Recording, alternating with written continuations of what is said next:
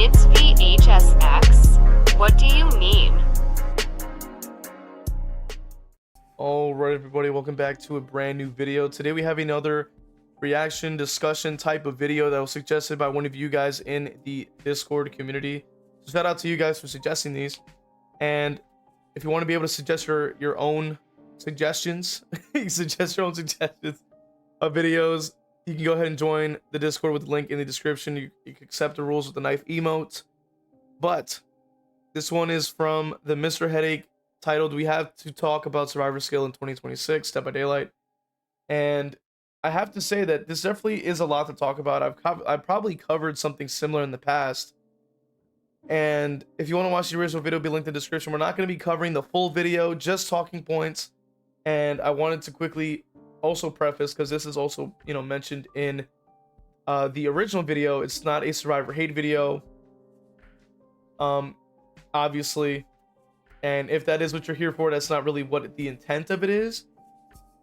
So I will add on to what theMrHeadache is saying in that sense, and I'm also adding that, you know, as well, just as a quick little preface, that it is not the intention about that. But anyway, let's go ahead and get into it. This one, apparently we're starting with Forced Survivor Week Epiphany. I want to know what this is. With that out of the way, you're probably wondering what even stirred this conversation. When I did my charity event recently for the Trevor Project, one of the milestones we proposed that if we raised enough money, I would have to main Survivor for a week. You guys mostly know me as the Xenomorph Killer main, so it is a big flip for me to be maining Survivor, nice, especially for a full week of play. I had a lot of fears with this. I expected to understand a lot of the Survivor pains and gripes, like S-tier killers running quad slowdown, tunneling me out of the game immediately, and, you know, essentially playing like they are playing for a Chili's gift card. But when I actually played, the real villains weren't the killers. No, instead the real villains in my matches were my fellow survivors. So that right there is something that I've actually discussed in the past before, and I think that it is something that's important to mention when talking about playing Survivor in the first place, and that has to do with your teammates. I always hear it all the time. Like, they always mention, oh my god, solo queue, oh my god, it's so difficult, oh my god. And it's always the killers. And it's like, at the end of the day, you have to look at the HUD. You have to get some self-awareness. Just because the killer is your opponent in this case, doesn't always mean that it's their fault that you're losing. You also have to look into the fact that what is their perspective on this whole interaction? Like, what are they able to gain out of the situation because of what decisions that either you or your teammates have made? And therefore, it doesn't always mean that it's the killer's fault. That's something that I have mentioned before. It's something I even sort of mention on streams as well. I will always mention that, like, you know, hey, like, that survivor did this, well, now I can get this out of it. Like, hey, this survivor did that, they probably shouldn't have done that. Look at what's going to happen now.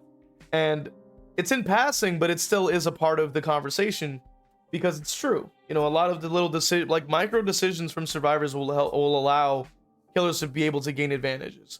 You know, whether it be like your teammate farms you in front of the killer. Of course, the most strategic standpoint, at least for me, if I see that happen, I'll just go after the person who got unhooked, because at the end of the day, I need to show them that they're not going to be able to just unhook in front of me and I'll just let it slide. Like I'm going to, you know, it's sort of like in a fighting game when somebody whiffs. Like, if they whiff an attack, I'm going to get a combo off. Like, that's the sort of punishment, you could say, quote unquote, the consequence, quote unquote, for whiffing your attack or not understanding your range. You know what I mean? Stuff like that. So, like, or for example, if you're playing Dark Souls and you don't know your pattern, right, and you don't know your weapon that well, and you decide to overcommit, either run out of stamina or you decide to use a really heavy weapon that has really long end lag, and you get a hit, like, that's you. You know what I mean? You didn't pay attention, you didn't play it correctly, you messed up, you lose health or you die. So that's sort of how it works even in DBD as well. If you make a massive blunder like that, that's just going to be the response that you're going to get. You're going to get somebody that's going to chase the person off of the hook when you probably didn't want that to happen. It'll happen, right? That's how it works. Now you may be saying to yourself, first time, solo queue has always been bad. But even when I would do, or even trio with friends, usually the one random or the two randoms would be so below the bar in terms of basic common sense that it would throw entire games for us. After playing a full week of Survivor and completing it, I've come to the conclusion that 80% of the Survivor player base is anywhere between underwhelming and outright awful at the Yes, this is something I completely agree with when talking about the Survivor side, talking about the game in general. I think that even beyond just Survivor players, a lot of players in the game are, as you can imagine, very underwhelming, very like very low skilled, stuff like that, and it's unfortunate, right? Because there is a lot of resources in order to improve. There's a lot of resources that content creators are making. Even I make videos that you guys can like submit gameplay for. I cover those match reviews for you guys so that I can help people improve at the game. I can help you guys as well as other people that maybe are brand new to a character can look it up and go, oh wow, that's how somebody else at my level is probably playing, and how I can improve myself because I'm seeing my own gameplay, essentially, stuff like that. And that's not to be insulting or anything like that, obviously. It's just to mention that in general the massive player base just happens to be like very hyper casual and doesn't really like want to improve necessarily. I think that's much more rare than we actually realize. Role. I think the most poignant example of this that happened to me while I was playing Survivor this week was there was two randoms. One of them was a Yui. I was playing with my friend Moody, who was playing Tari, and she approached me and Yui after I just gotten unhooked, and she was in deep wounds. So I decided it was a more pertinent idea to get rid of the deep wounds, considering that the deep wounds was running out quickly and I didn't want Moody to go down. Yui spotted that I had resurgence and leader and assumed that I was the better person to heal first, even though if that happened, then Tari would likely go into the dying state and we'd have to spend time picking her up. I made the wise decision to forego my perk value to try and ensure my teammate did not enter the dying state. This, for some reason, agitated Yui to the point where she felt it was needed to flame me in the endgame chat, even insisting that it was the better play to let my friend go into the dying state instead of just getting perk value. And there you have it right there. So that's something that we also see that's very prevalent within the DBD community, but even other communities as well. Rivals is another good example of that too, where people just kind of think that they're right all the time, even though when they have way less experience and literally have zero understanding of the game in comparison to the veterans who do play the game. And I've seen this many times, even like before. It happens time and time and time again. And usually, like I would say, at least 98% of the time, the veteran is probably going to understand a lot more about the game than you do, unless there's like something brand new that hasn't been seen yet. But that's a pretty small chance. So at least in this case, strategically, we already understand that the Mr. Headache here already understood that I don't think them getting downed here is going to be the smartest decision. But quite literally, because it'll not only notify the killer where they that they got downed, but also the mere fact that they have to pick them up from the ground and then have to heal them up from scratch, which already is going to take a lot of extra time, which then of course gives the killer even more of an advantage. Instead of just taking out the mend first because it's already low mend, getting that out the way with the double healing the mend, then getting the double healing off, and they decide to crash out in the endgame chat. They decide to think that they're right. So somehow I don't understand it. I don't get it. I don't know why they're crashing out about that. But apparently, you know what I mean? And that's just the entitlement that kind of grows within the DBD community. I've spoken about this many a times. It's just kind of a thing. Off of me. You may be saying, well, that's really unlucky, but at least that doesn't happen all the time. No, actually, this happened fairly frequently. It was actually more rare that I would have a game that would go by without any major awful mistakes made by my randoms than the other way around. Here is a list of common mistakes that happen almost every game. At least one of these happened almost every single game of Dead by Daylight that I played on the Survivor end, and sometimes multiple, even in the same match. Throwing Shack Pallet at 5 gens when no survivors are working on generators anywhere. 3-genning the team, resulting in the killer being able to patrol the 3-gen and easily win the match. Healing underhook every single time, even when the killer is actively coming back, or for example, is a high movement killer that could easily come back to hook. So I'm going to pause it right there because those other two examples are pretty obvious. You know what I mean? We always see them throwing Shack at 5. We always see that, even though they're not even in chase, mind you. And I've seen that happen before as well. They'll just slam it down and I'm like, the killer is nowhere near them and they're slamming it all the way down. And I'm like, I don't understand why they did that. With 3-genning, same thing. I've seen this before. I've tried to run Deja Vu to prevent that from happening. They just don't push the gens, all of a sudden they're 3-gen, automatic loss.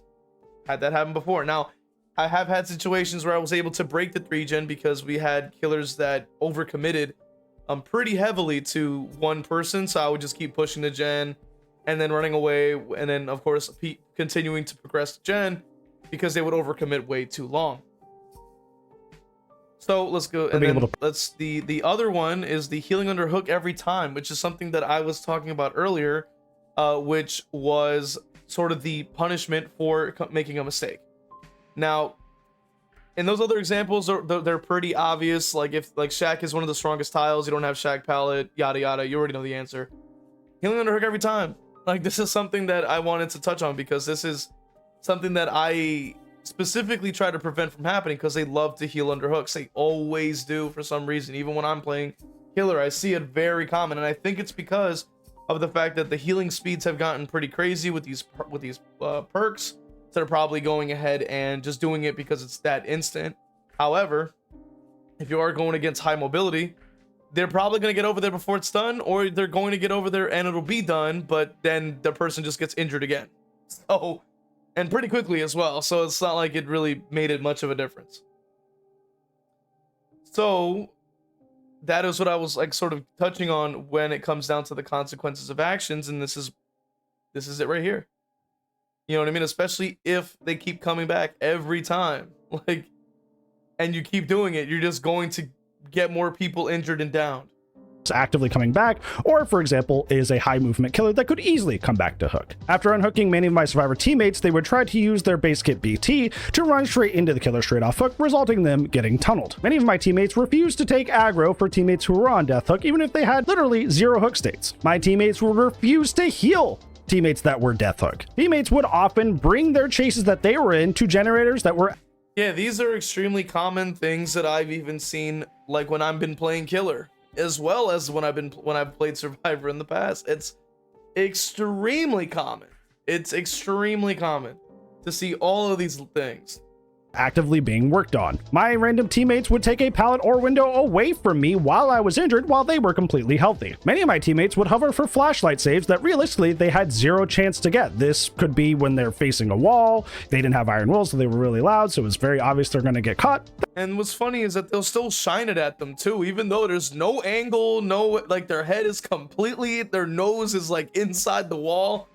And they'll still shine it. And I'm like, why are you wasting your time? Like, just leave. Like, it makes no sense. That sort of thing. DCing at the first sign of something going wrong. This happened probably the most often and led to most of my losses that were realistically going to be wins otherwise. Throwing every pallet and leaving absolutely no pallets left for the rest of our team. And then I would have the opposite where people were greed every...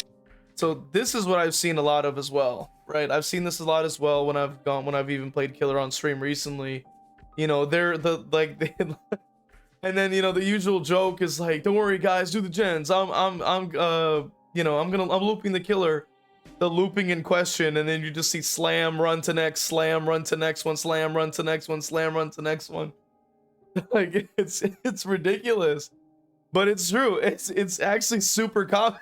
Like I've seen it on stream literally the other day. I'm like, wow. And leaving absolutely no pallets left for the rest of our team. And then I would have the opposite where people were greed every single pallet, even though there were gens being actively worked on, leading to them to have quick downs and having it to where we couldn't get any gens done. Doing the opposite of a specific killer's counterplay. For example, playing against a Legion and healing up nonstop. The list could really go on and on and on. But the point being is that I see these obvious mistakes almost every single game of Dead by Daylight that I play on the survivor role that I'm not in a 4-stack. The average random survivor that I'm running into doesn't know what the difference is between a good play and a bad play, whether it be from a micro or macro sense.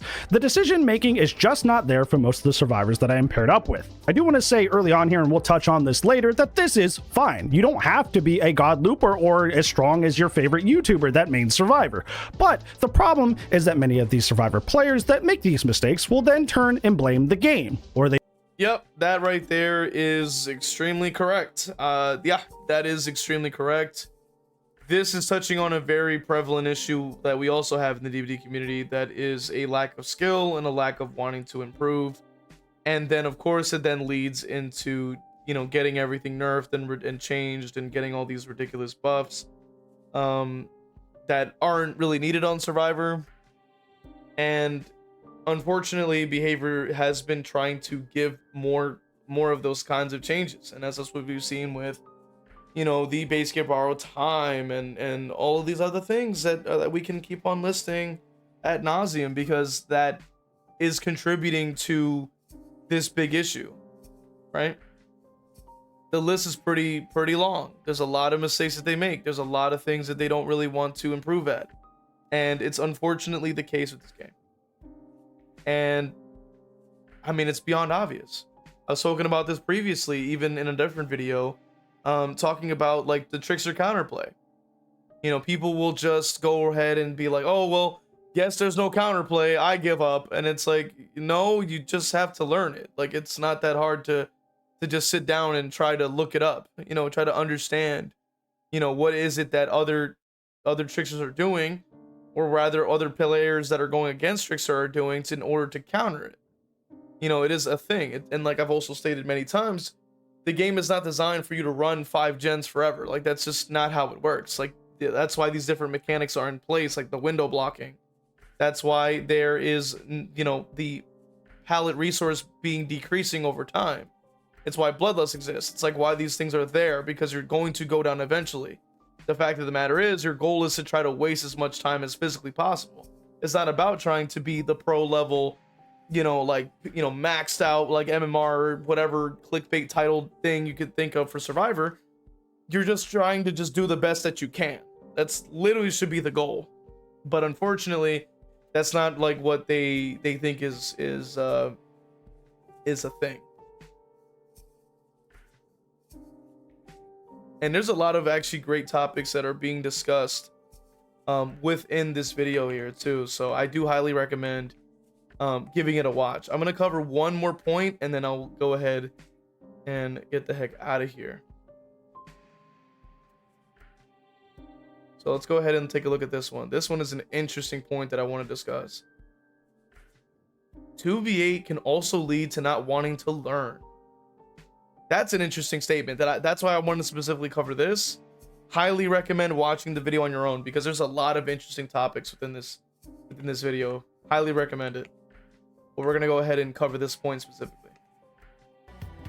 I also believe 2v8 also plays a huge role in this learn less, win more mentality that a lot of Survivor players have. 2v8 is a mode just begging for survivors to come in and play, since the killer queue times are through the roof. Behavior wants you in this mode as a survivor, so they want your experience to be as carefree as possible. So they add things like on-demand sprint burst, instant half heals, a comeback system that your role can ignore but not the other side, the ability to infinitely rebuild palettes, massive maps that make non-mobility killers a pain to play, and tonics that quite literally remove hook states from the survivors. That right there pretty much was all my problems with the 2v8, to the point that I just never cared to continue playing it as of recently. Like, these are some of the changes that I've had, like, that, not even changes, but some of the advantages rather, that I found to be the most egregious when playing 2v8. And obviously an additional point is just obviously being forced to play Survivor on 2v8 has definitely been very uninteresting for me to do.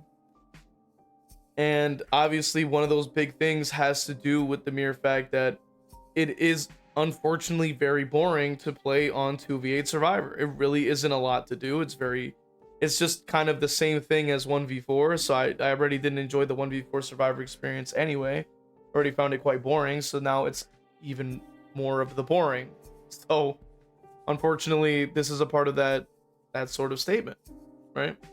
The on-demand sprint burst, the instant half full heals and stuff like that. All these things are just what make playing killer on 2v8 even more ridiculously annoying to do. You know what I mean? And it's a part of that.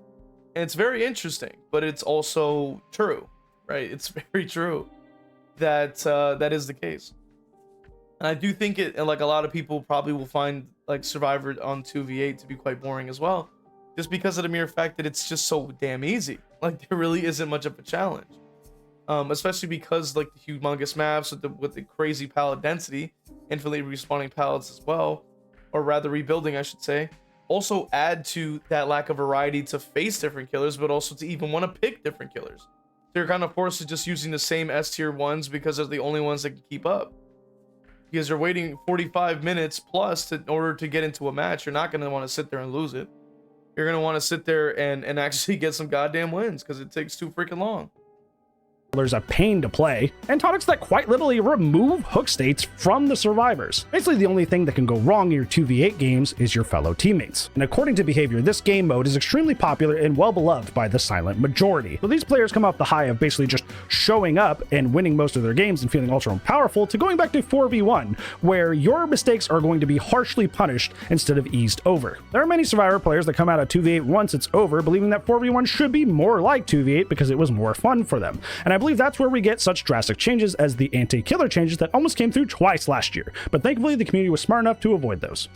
Yeah, Mr. Headache is really making a very interesting point, and that's an aspect I really didn't think much about. Like, a lot of this, like I said, a vast majority are hyper casual. They're not trying to learn the game, they're not trying to play the game, they're not trying to understand or counter or do anything.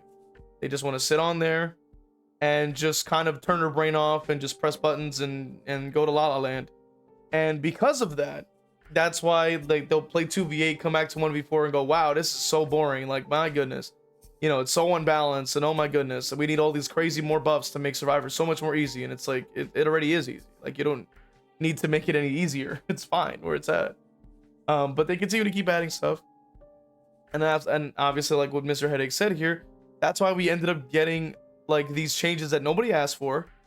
And then they got scrapped, wasting their own time, which, keep in mind that if behavior were to actually focus on, like, you know, things that are already in the game that need to be fixed and not adding in these brand new things that need to be tested, I think it might help kind of ease people in with some new with more changes that are going to be as drastic potentially.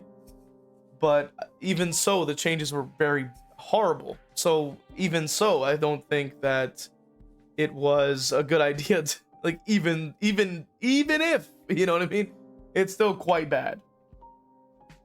But with that being said, man, check out the original video, link in the description. I want to hear your guys' thoughts in the comment section about the topics at hand today. Do you agree or disagree with the video or the takes? And let me know your guys' thoughts. Consider hitting the like button, subscribing, also becoming a member on YouTube, Patreon, or subbing on Twitch to help support the channel. I will see you guys in the next one. All right, let's go ahead and read off these wonderful members. We got Patreon, Crow Vader. All my YouTube members, Brando, Evil Blade, Cap Courteous, WTF You're Not J-Lo, Evil Peach, Hargan Falcon, Dole Whip, Noxus, Zero Mocker, Jack, Christian, and Crow Vader. Really appreciate you guys supporting, man. And if you also subbed on Twitch, just know that you got love coming your way too. Appreciate you guys, man.